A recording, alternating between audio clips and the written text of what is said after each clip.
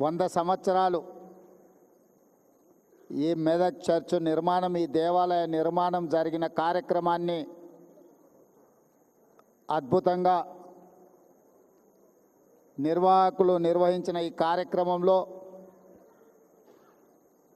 Congress party Telangana అధ్యక్షులు, సహచర మంత్రివర్గ సభ్యులు, పార్లమెంట్ సభ్యులు, శాసనమండలి సభ్యులు, శాసనసభ్యులు, మత ప్రవక్తలు, ప్రభు భక్తులందరూ కూడా వేలాదిగా ఇక్కడికి తరలి వచ్చి ఈ శుభకార్యంలో పాల్గొన్న ప్రతి ఒక్కరికి క్రిస్మస్ శుభాకాంక్షలు నేను తెలియజేస్తున్నా మీ అందరికీ, భక్తులందరికీ.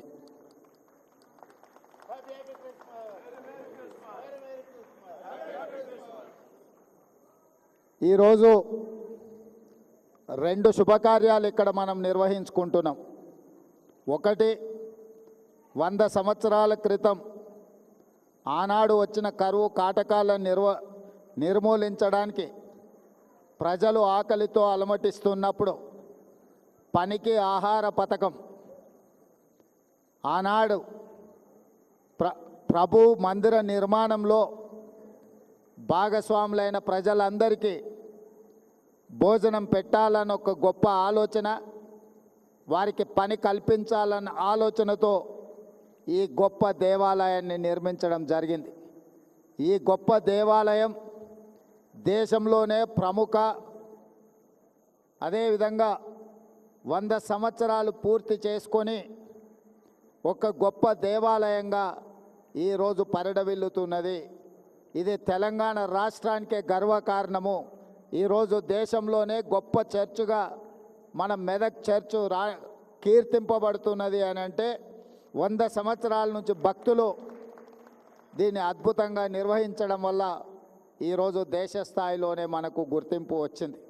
అలాంటి 100 సంవత్సరాలు పూర్తి చేసుకున్న దేవాలయాన్ని భవిష్యత్తులో ఇంకా అద్భుతంగా నిర్వహించడానికి, అద్భుతంగా తీర్చిదిద్దడానికి ప్రభుత్వం దగ్గరికి స్థానిక శాసనసభ్యులు మైనంపల్లి రోహిత్, అదేవిధంగా మిత్రులు మైనంపల్లి హనుమంతరావు గారు నా దృష్టికి తీసుకొస్తే తప్పకుండా ఈ దేవాలయానికి సంబంధించిన ఎన్ని అవసరమైతే అన్ని నిధులను విడుదల చేయాలని మంత్రివర్గ సహచరుల అండతో, వారందరి సహకారంతో ఈరోజు నిధులను విడుదల చేయడం జరిగింది.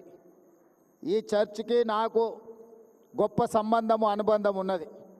నేను పిసిసి అధ్యక్షుడిగా ఉన్నప్పుడు ఇక్కడికి పర్యటన చేసి ఇక్కడ దర్శించుకొని ఆనాడు నేను స్పష్టంగా చెప్పెళ్ళిన భక్తులకు, మళ్ళీ వచ్చే సంవత్సరం ముఖ్యమంత్రి హోదాలో ఈ చర్చకు తప్పకుండా వస్తాను,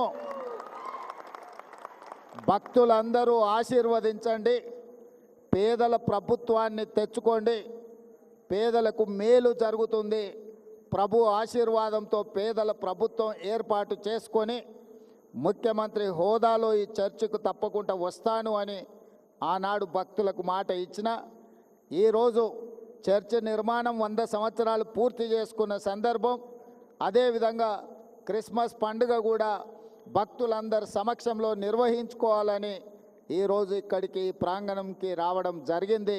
చాలా సంతోషదాయకమైన పండగ.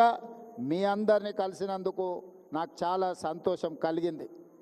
నా సూచన, నా విజ్ఞప్తి, పేదల ప్రభుత్వం ఉన్నప్పుడే రైతులకు ఉచిత కరెంటు కానీ, ఈరోజు ఇందిరమ్మ ఇండ్లు ఏవైతే మనం నిర్మిస్తున్నామో అవి ప్రధాన